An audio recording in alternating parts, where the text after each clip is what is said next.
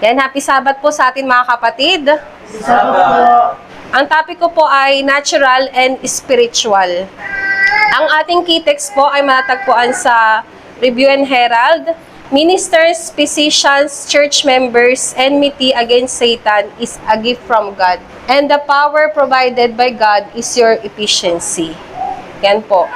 Ang enmity o yung galit against Satan is a gift from God. This is the power provided by God is our efficiency. Sabi po dito, the warfare that began in heaven did not end there. Yung digmaan na nagmula sa langit ay hindi nagtapos doon. When Satan was cast out, there was cast out with him a large number of angels, whom by his sophistry he had led to rebel against God. Yan. Maraming mga anghel yung nakas out dito po. They came to this earth, the same deception by which Satan caused the fall of the angels, he practiced upon Adam and Eve. So kung ano yung deception na ginawa ni Satan doon sa heaven, ganun din yung pinapractice niya dito sa earth. They fell under his temptation, and ever since, there has been waged an unceasing desperate conflict between good and evil. Hindi, simulat sa pool mga kapatid, hindi talaga natigil yung conflict between good and evil. This earth is the scene of the conflict, the field of the battle between the forces of Satan and the forces of Christ. Itong earth yung battleground mga kapatid. This is the field of the battle, na kung saan yung puwersa ni Satan tsaka ni Kristo ay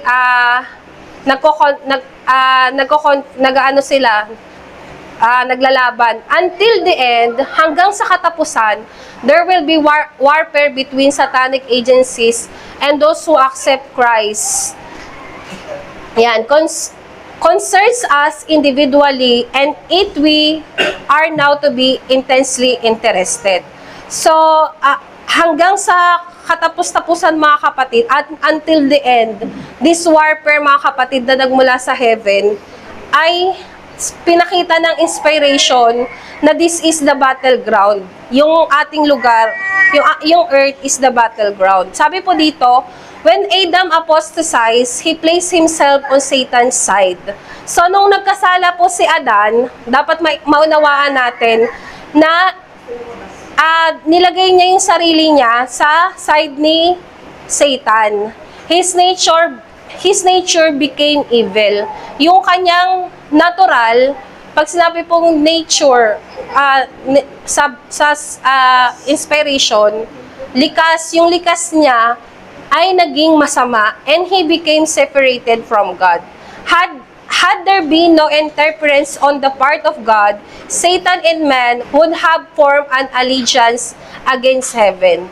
So, kung hindi, ang word na interference mga kapatid, sa Tagalog, ay kung hindi ang Diyos ay nanghimasok or pumagitna,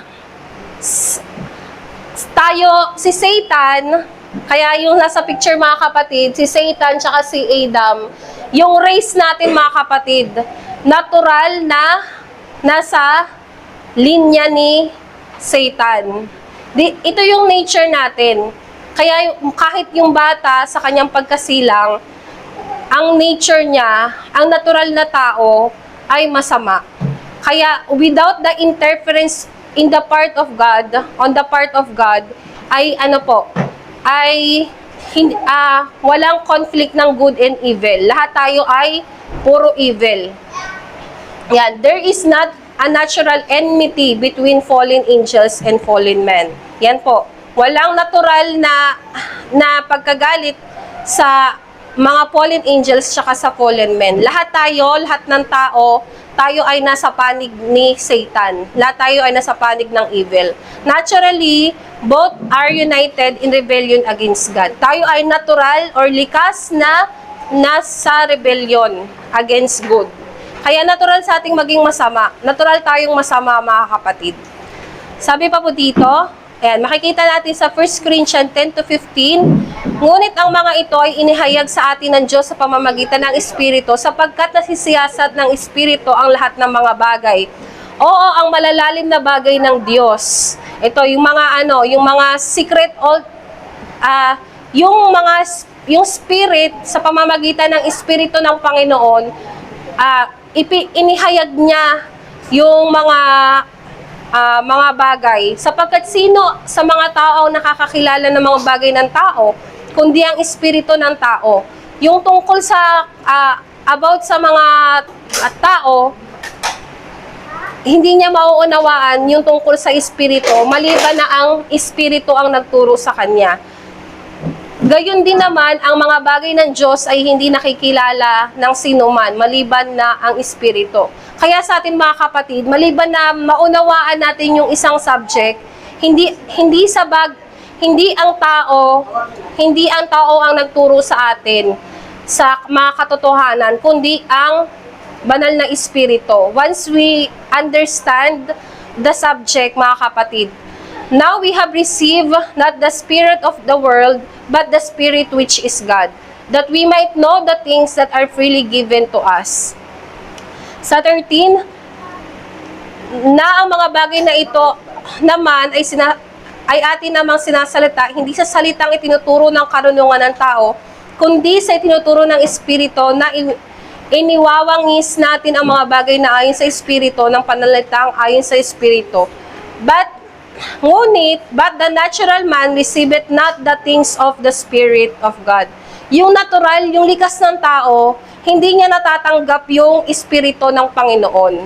Kaya, for they are foolishness unto him. Kaya yung mga spiritual na bagay, kaya nga po pag magbabasa tayo ng mga scriptures, mga inspiration, mga kapatid, ng mga nakasulat, kapag hindi tayo, inaantok-antok tayo kasi natural yan sa atin.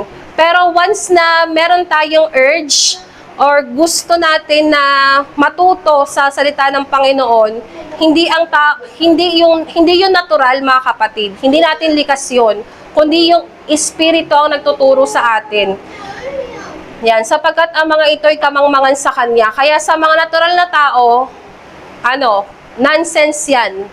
Nonsense sa kanila yung mga spiritual na bagay at hindi niya nauunawa sapagkat ang mga yaon ay sinasayasat na ayon sa Espiritu. Kaya tinawag sa banal na kasulatan, mga kapatid, na ang taong wala sa Panginoon ay natural man ang tawag sa kanya, mga kapatid. But he that is spiritual judgeth all things, yet he himself is judged no man.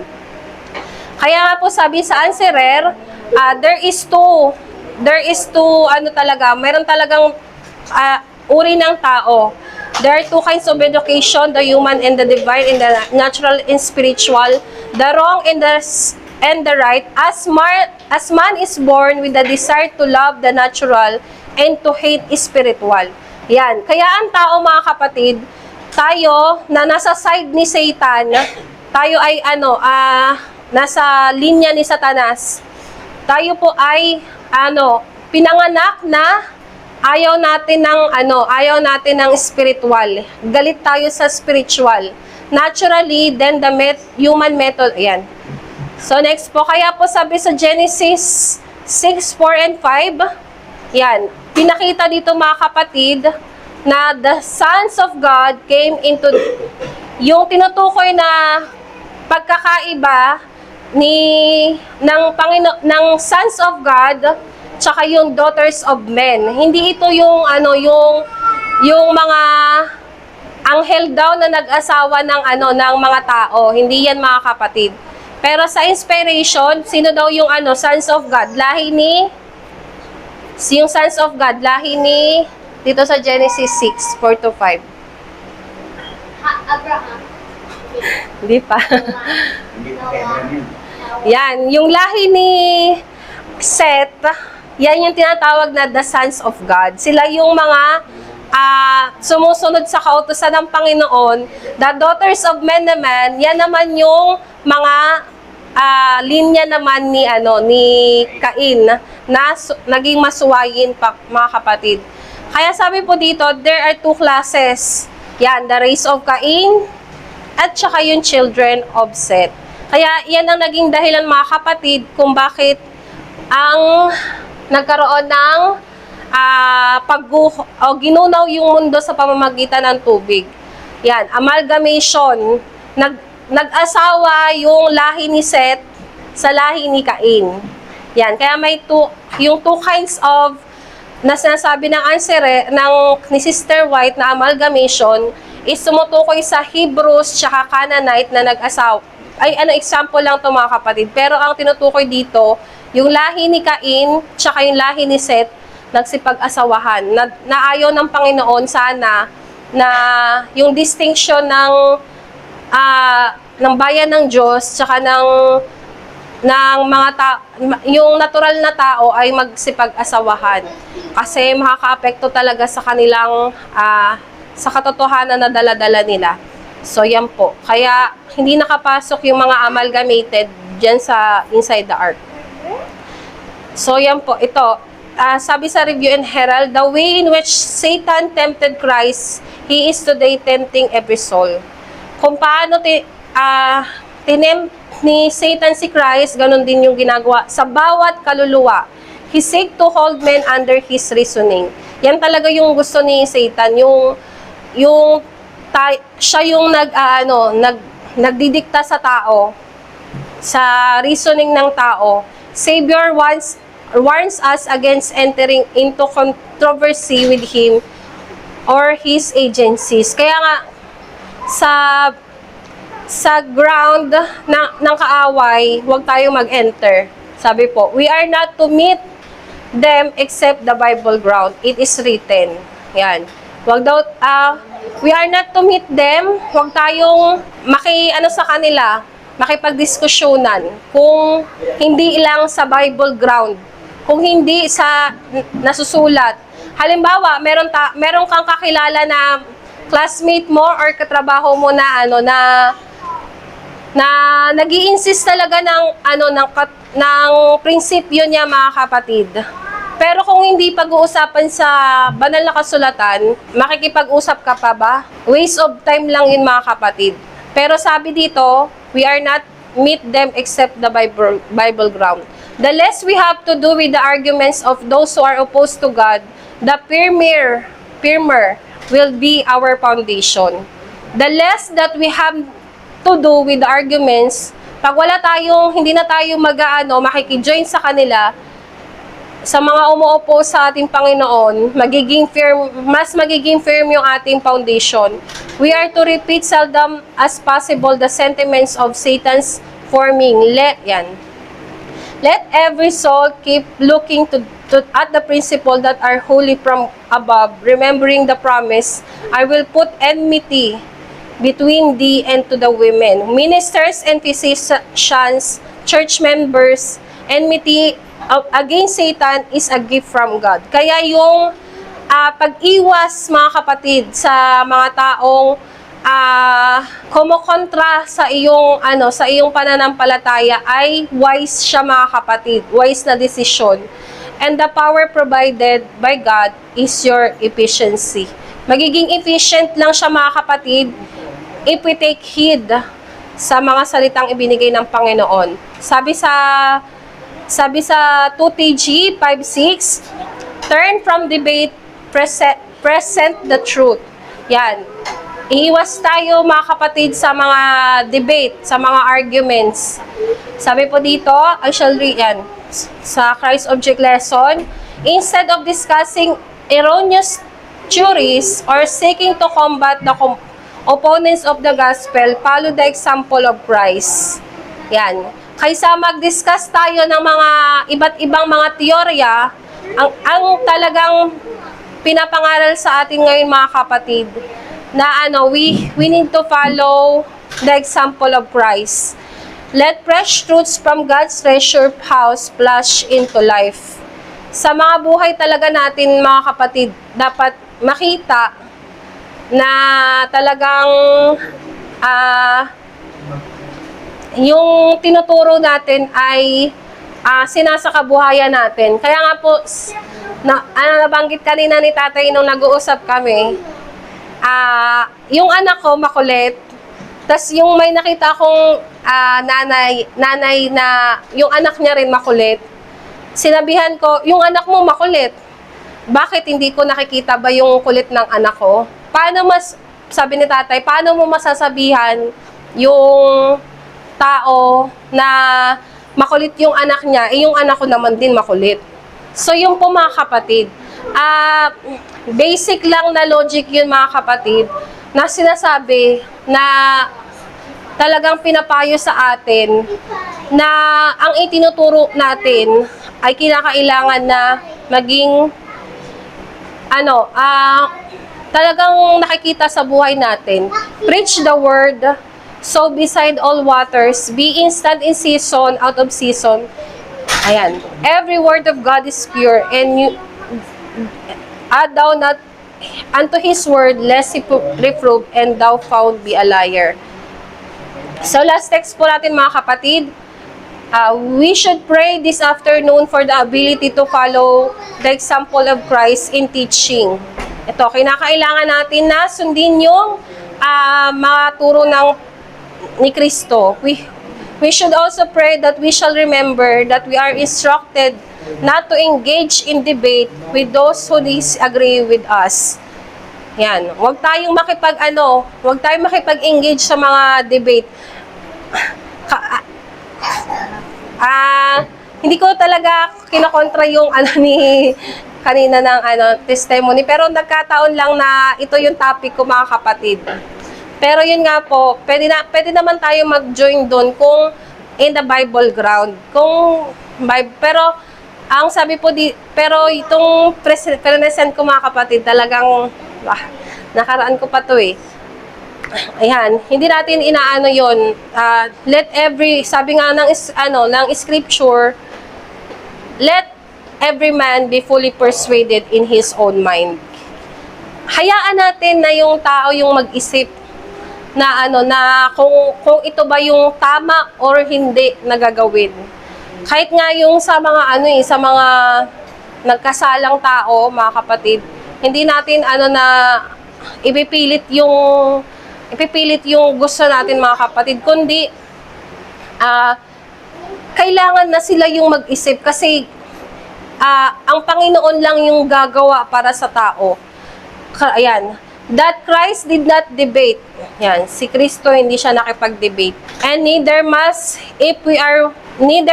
we if we are to win. Yan. Kung gusto nating magtagumpay, manalo, we are not to debate. Anong sabi po sa sa taas? We need to follow the example of Christ. That God will supply us the fresh truths to bring to the people, that if such truths do not convince opposers of the everlasting gospel, nothing will. Kita niyo mga kapatid, kung yung mga fresh truth na meron tayo, hindi na-convince yung opposer, nothing will, sabi, wala na silang choice. Kasi hindi na nila tinanggap yung katotohanan eh. Ano pang ipipilit natin? Even if the dead should arise for a witness against them. Kaya nga kahit si Lazarus na after 4 days na nasa libingan, alam nilang namatay na, binuhay ni Kristo. Pero anong nangyari mga kapatid? Nireceive ba ng mga ng Jews yung inaccept ba ng mga Hudyo yung si Kristo bilang Kristo mga kapatid, si Jesus bilang Christ? 'Di ba hindi? Hindi nila inaccept si Jesus as Christ. Kahit nakita na nila na bumuhay ng patay. Kaya sinasabi dito ng inspiration mga kapatid, even if the dead should arise for a witness against them. Gusto pa nga nilang patayin si Lazarus eh. Kakabuhay lang sa mula sa libingan, sabi sa Desire of Ages, gusto pa rin nilang patayin. Hindi pa rin sila naniwala na si Kristo yung Kristo. Ganun siya mga kapatid. Kaya ano pang natin? Ano pang masabi natin sa mga opposer, lalo na mga kapatid sa mga hindi kagaya sa mga Davidian na binabanggit na sa ibang association na tinatawag na nilalagyan din natin ng term na super Laodicean.